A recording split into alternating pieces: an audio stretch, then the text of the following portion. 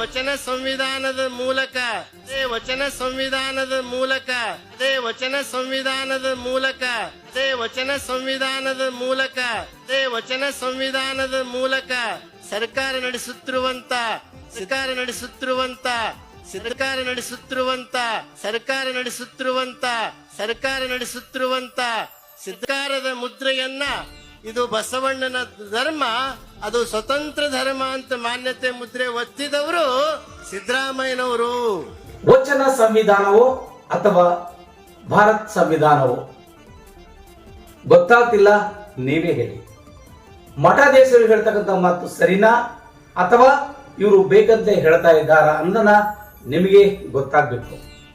ಯಾಕೆ ಇವತ್ತು ಈ ವಿಷಯನ ತೆಗೆದುಕೊಂಡು ಬಂದಿದ್ದೀನಿ ಅಂತಂದ್ರೆ, ಬೆಂಗಳೂರಿನಲ್ಲಿ ನಡೀತಿರುವಂತ ಬಸವ ಸಂಸ್ಕೃತಿ ಈ ಅಭಿಯಾನದ ಸಮಾರೋಪ ಸಮಾರಂಭದಲ್ಲಿ ಬೀದರ್ ಜಿಲ್ಲೆಯ ಭಾಲ್ಕಿ ತಾಲೂಕಿನ ಬಸವಲಿಂಗ ಪಟ್ಟದೇವರು ಹೇಳ್ತಕ್ಕಂತ ಮಾತು, ವಚನ ಸಂವಿಧಾನದ ಮೂಲಕ ಸರ್ಕಾರ ನಡೀತಾ ಇದೆ ಎನ್ನುವಂತ ಮಾತನ್ನ ಹೇಳಿಕೆ ನೀಡಿದ್ದಾರೆ. ವಚನ ಸಂವಿಧಾನದ ಮೂಲಕ ವಚನ ಸಂವಿಧಾನದ ಮೂಲಕ ವಚನ ಸಂವಿಧಾನದ ಮೂಲಕ ವಚನ ಸಂವಿಧಾನದ ಮೂಲಕ ವಚನ ಸಂವಿಧಾನದ ಮೂಲಕ ಸರ್ಕಾರ ನಡೆಸುತ್ತಿರುವಂತ ಸರ್ಕಾರ ನಡೆಸುತ್ತಿರುವಂತ ಸರ್ಕಾರ ನಡೆಸುತ್ತಿರುವಂತ ಸರ್ಕಾರ ನಡೆಸುತ್ತಿರುವಂತ ಸರ್ಕಾರ ನಡೆಸುತ್ತಿರುವಂತ ಸಿದ್ಧಾರದ ಮುದ್ರೆಯನ್ನ ಇದು ಬಸವಣ್ಣನ ಧರ್ಮ, ಅದು ಸ್ವತಂತ್ರ ಧರ್ಮ ಅಂತ ಮಾನ್ಯತೆ ಮುದ್ರೆ ಒತ್ತಿದವರು ಸಿದ್ದರಾಮಯ್ಯನವರು. ಬಂಧುಗಳೇ, ತಮಗೆಲ್ಲ ಗೊತ್ತಿರೋ ಹಾಗೆ ಹೇಳಿ ಕೇಳಿ ಮಠ ಕನ್ನಡದ ಮಠ. ಆ ಮಠ ಇವತ್ತು ಸೂಲಿಬೆಲೆ ಎನ್ನುವಂತಹ ಒಬ್ಬ RSS ನ ಚಿಂತಕನಿಗೆ ಕರೆದುಕೊಂಡು ಬಂದು ಮಠ ಅವರಿಗೆ ಒಂದಿಷ್ಟು ಪ್ರೇರಣೆ ಕೊಟ್ಟು ಆ ಮಠದಲ್ಲಿ ಅವರ ಕಾರ್ಯಕ್ರಮ ಮಾಡೋ ಮೂಲಕ ಬಸವಲಿಂಗ ಪಟ್ಟದೇವರು ಮತ್ತು ಗುರುಬಸವ ಪಟ್ಟದೇವರು ಸೇರಿಕೊಂಡು ಸೂಲಿಬೆಲೆಗೆ ಕರೆದುಕೊಂಡು ಒಂದು ಕಾರ್ಯಕ್ರಮ ಮಾಡ್ಕೊಳ್ಳಿ, ಅದು ಅವರ ಕಾರ್ಯಕ್ರಮ, ನಾವೇನು ಅಡ್ಡಿಪಡಿಸುವಂತ ಅವಶ್ಯಕತೆ ನಮಗಿಲ್ಲ. ಆದರೆ ಯಾಕೆ ಈ ಬಸವಲಿಂಗ ಪಟ್ಟದೇವರು ಪದೇ ಪದೇಯಾಗಿ ಒಂದು ಭಾರತ ಸಂವಿಧಾನ ಡಾಕ್ಟರ್ ಬಾಬಾ ಸಾಹೇಬ್ ಅಂಬೇಡ್ಕರ್ ಕೊಟ್ಟಿರುವಂತ ಶ್ರೇಷ್ಠ ಸಂವಿಧಾನ ಒಂದು ಕಡೆ ಇದ್ಕೊಂಡ್ರೂ ಸಹ ಮತ್ತೊಂದು ಕಡೆಯಿಂದ ವಚನ ಸಂವಿಧಾನ ಉಳಿಸಬೇಕು, ವಚನ ಸಂವಿಧಾನ ಬೇಕು, ವಚನ ಸಂವಿಧಾನದ ಮೇಲೆ ಸರ್ಕಾರ ನಡೀತಾ ಇದೆ ಅಂತಕ್ಕಂಥ ಹೇಳಿಕೆಯನ್ನು ನೋಡಿದರೆ, ಮುಂದೊಂದಿನ ಇವರು ಡಾಕ್ಟರ್ ಬಾಬಾ ಸಾಹೇಬ್ ಅಂಬೇಡ್ಕರ್ ಅವರ ಬರೆದಿರುವಂತಹ ಸಂವಿಧಾನವನ್ನ ತೆಗೆದು ವಚನ ಸಂವಿಧಾನ ಮಾಡಲಿಕ್ಕೆ ಹೊರಟಿದ್ದಾರೆ ಅಂತಕ್ಕಂಥ ಮಾತನ್ನ ಘಂಟಾಘೋಷವಾಗಿ ಹೇಳಲೇಬೇಕಾಗುತ್ತದೆ. ಬಂಧುಗಳೇ, ತಮಗೆಲ್ಲ ಗೊತ್ತಿರಬೇಕು, ಒಂದು ತಿಂಗಳ ಹಿಂದೆ ಬೀದರ್ ಜಿಲ್ಲೆಯಿಂದ ಈ ಒಂದು ವಿಚಾರವಾಗಿ ಬಸವಲಿಂಗ ಪಟ್ಟದೇವರ ವಿರುದ್ಧವಾಗಿ ಅನೇಕ ದಲಿತ ಪರ ಸಂಘಟನೆಗಳು ಕೂಡ ಒಂದಿಷ್ಟು ಹೇಳಿಕೆ ನೀಡುವ ಮೂಲಕ ಒಂದಿಷ್ಟು ಚರ್ಚೆಗೆ ಗ್ರಾಸವಾಗಿದ್ದರು. ಆದರೆ ಆ ಒಂದು ಸಂಸ್ಕೃತಿ ಅಭಿಯಾನದಲ್ಲಿ ಈ ಒಬ್ಬ ನಾಯಕರುಗಳಿಗೆ, ದಲಿತ ಸಂಘಟನೆ ಮುಖಂಡರುಗಳಿಗೆ ಒಂದಿಷ್ಟು ಶಾಲು ಹಾಲ ತುರಾಯಿಗಳನ್ನು ಹಾಕಿದ ಮೂಲಕ ಆ ಹೇಳಿಕೆಯನ್ನ ಹಿಂಪಡೆಯಲಾಗಿದೆ ಅಂತಕ್ಕಂಥ ಮಾತನ್ನ ಇಲ್ಲಿನ ಬೀದರ್ ಜಿಲ್ಲೆಯ ದಲಿತ ಪರ ಸಂಘಟನೆಗಳು ಕೇವಲ ಕೆಲ ಮುಖಂಡರುಗಳು ಹೇಳಿಕೊಂಡಿದ್ರು. ಆದರೆ ನಾವು ಅನ್ಕೊಂಡಿರೋ ಹಾಗೆ ಬಸವಲಿಂಗ ಪಟ್ಟದೇವರು ಹೇಳಿರ್ತಕ್ಕಂಥ ಮಾತು ಕೂಡ ಅವರು ತಮ್ಮದೇ ಅಂತ ಒಂದು ಫೋನ್ ನಲ್ಲಿ ರೆಕಾರ್ಡ್ ಮಾಡಿ ಹೊರಗಡೆ ಬಿಟ್ಟಿದ್ರು.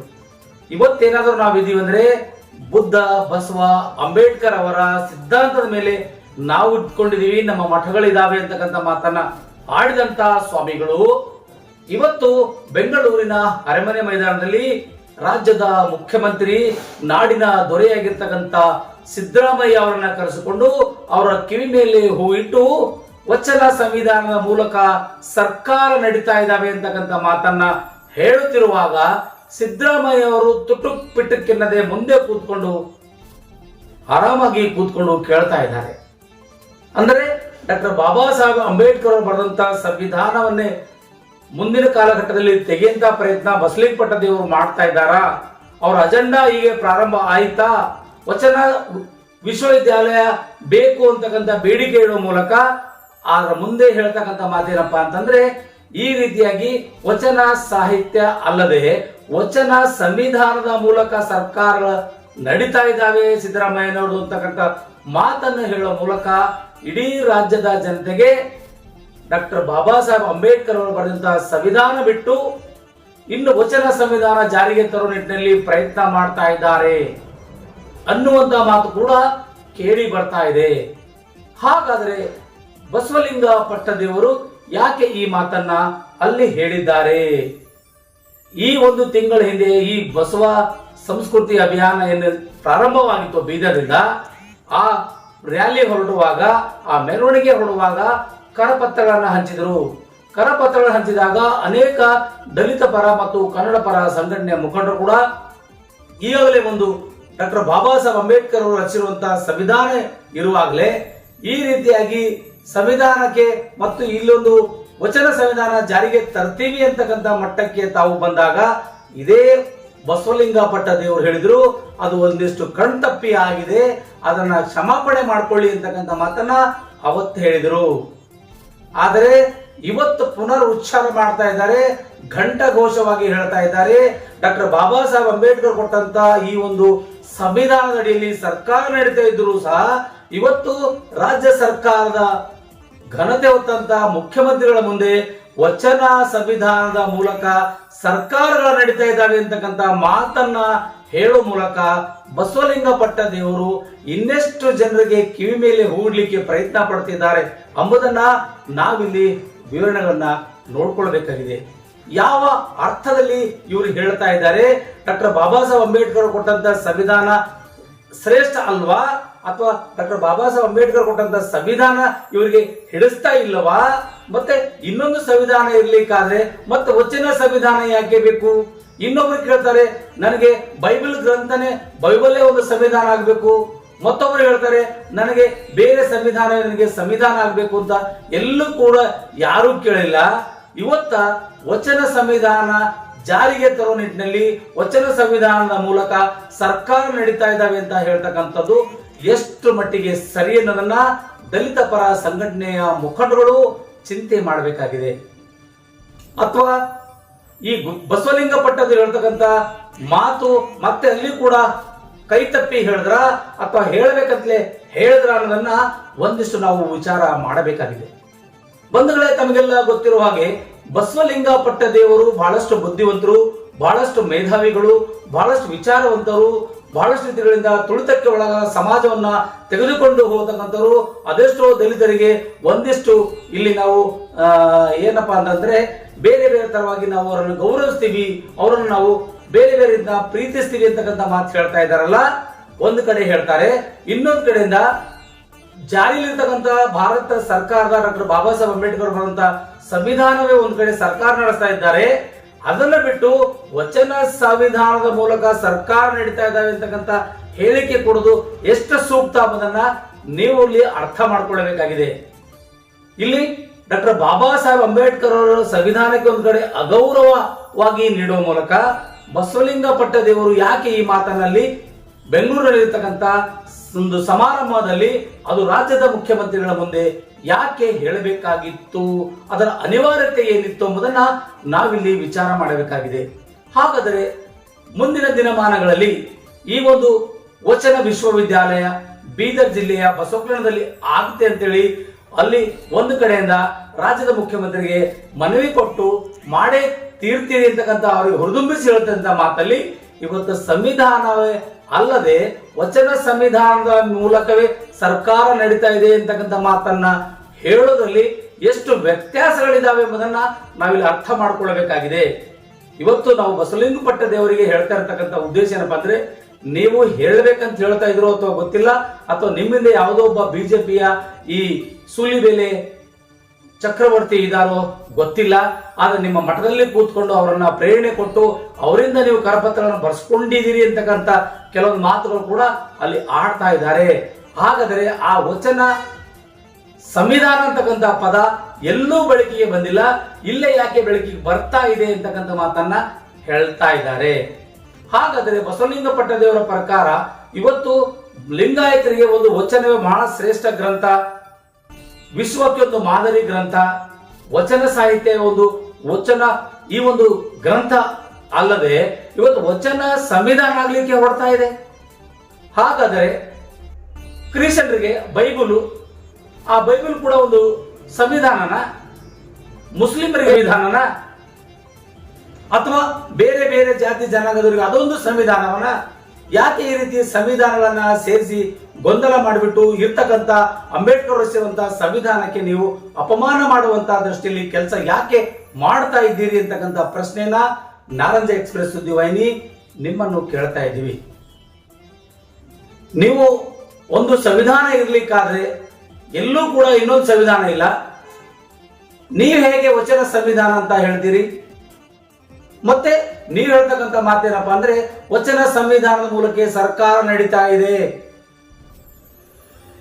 ಯಾಕೆ ಈ ವಿಚಾರಗಳನ್ನು ನೀವು ಬೆಳಕಿಗೆ ತರ್ತಾ ಇದ್ದೀರಿ? ಅರ್ಥ ಆಗ್ತಿಲ್ಲ. ಬಸವಲಿಂಗ ದೇವರೇ, ನೀವು ಬಹಳಷ್ಟು ಬುದ್ಧಿವಂತರು, ಬಹಳಷ್ಟು ವಿಚಾರವಂತರು, ಬಹಳಷ್ಟು ಅರ್ಥ ಮಾಡ್ಕೊಳ್ಳೋಂಥವ್ರು. ಯಾಕೆ ಈ ರೀತಿಯಾಗಿ ಈ ಸಂದೇಶಗಳನ್ನ ಕೊಡ್ತಾ ಇದ್ದೀರಿ? ತಪ್ಪು ತಪ್ಪು ಸಂದೇಶಗಳನ್ನು ಕೊಟ್ಟು ಎಲ್ಲಿ ಒಂದ್ ಕಡೆ ಮತ್ತೆ ಇಲ್ಲಿ ಒಂದಿಷ್ಟು ಕೆಲಸ ಇಲ್ಲದಂತವ್ರಿಗೆ ಕೆಲಸ ಕೊಡ್ಬೇಕಂತ ಒಂದು ವಿಚಾರದಲ್ಲಿ ಇದ್ದೀರೋ, ಅಥವಾ ಈ ತರ ಯಾವ್ದಾದ್ರು ಒಂದು ವಿಷ ಬೀಜ ಬಿತ್ತಿ ಈ ಒಂದು ಸಮಾಜಕ್ಕೆ ಡೈವರ್ಟ್ ಮಾಡಬೇಕೆಂಬ ಪರಿಕಲ್ಪನೆ ನಿಮ್ಮಲ್ಲಿದೆಯೋ ಗೊತ್ತಾಗ್ತಾ ಇಲ್ಲ. ಯಾಕೆ ಮತ್ತು ಯಾವ ಕಾರಣಕ್ಕಾಗಿ ಬಸವಲಿಂಗ ದೇವರು ಸಂವಿಧಾನ ಇರುವಾಗಲೇ ಮತ್ತೆ ವಚನ ಸಂವಿಧಾನ ಯಾಕೆ ಬೇಕು? ವಿಶ್ವದಲ್ಲೇ ಪ್ರಮುಖ ಸ್ಥಾನ ವಹಿಸಿಕೊಂಡಂತಹ ವಚನ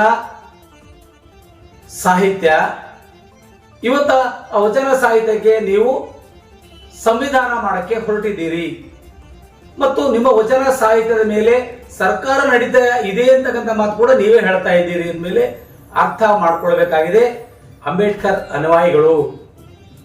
ಯಾಕೆ ಈ ರೀತಿಯಾಗಿ ಹೇಳುದ್ರ ಮೊದಲನ್ನ ಚಿಂತಿಸಬೇಕಾಗಿದೆ. ಯಾಕೆ ಈ ರೀತಿ ಅವರು ಹೇಳಿಕೆ ಕೊಟ್ಟರ ಮೊದಲನ್ನ ವಿಚಾರ ಮಾಡಬೇಕಾಗಿದೆ.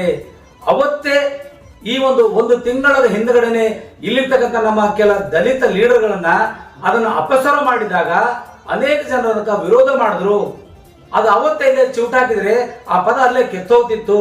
ಆದರೆ ಇವತ್ತು ಲಕ್ಷಾಂತರ ಜನ ಮಧ್ಯೆ ನಿಂತುಕೊಂಡು ಘಂಟಘೋಷವಾಗಿ ರಾಜ್ಯದ ಒಬ್ಬ ಮುಖ್ಯಮಂತ್ರಿ ಮತ್ತು ಸಂವಿಧಾನ ಪರಿಪಾಲನೆ ಮಾಡ್ತಕ್ಕಂಥ ಒಬ್ಬ ನಾಯಕ ಅವ್ರ ಮುಂದೆ ಹೇಳ್ತಾ ಇದ್ದಾರೆ, ಬಸವಲಿಂಗ ದೇವರು ವಚನ ಸಂವಿಧಾನ ಅಡಿಯಲ್ಲಿ ನಡೀತಿರುವಂತ ನಿಮ್ಮ ಸರ್ಕಾರ ಅಂತಕ್ಕಂಥ ಮಾತನ್ನ ಹೇಳ್ತಾರೆ. ಅಂದ ಮೇಲೆ ಯಾವ ನಿದ್ದೆಯಲ್ಲಿದ್ರು ನಮ್ಮ ಸಿದ್ದರಾಮಯ್ಯ ಅನ್ನೋದು ನಮ್ಗೆ ಗೊತ್ತಾಗ್ತಾ ಇಲ್ಲ.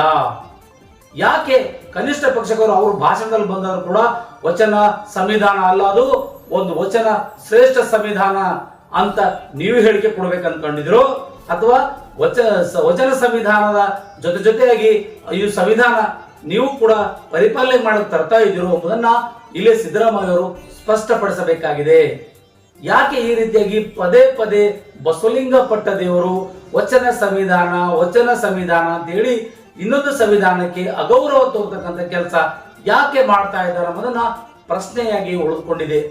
ಯಾರೆಲ್ಲ ಈ ಸುದ್ದಿ ನೋಡ್ತಾ ಇದ್ದೀರೋ ಬಂಧುಗಳೇ, ಆದಷ್ಟು ಮಟ್ಟಿಗೆ ಇದನ್ನ ನೀವು ಶೇರ್ ಮಾಡಿ, ಲೈಕ್ ಮಾಡಿ, ಕಮೆಂಟ್ಸ್ ಮಾಡಿ, ನಿಮ್ಮ ಅನಿಸಿಕೆ ಅಭಿಪ್ರಾಯಗಳನ್ನ ತಿಳಿಸಿ.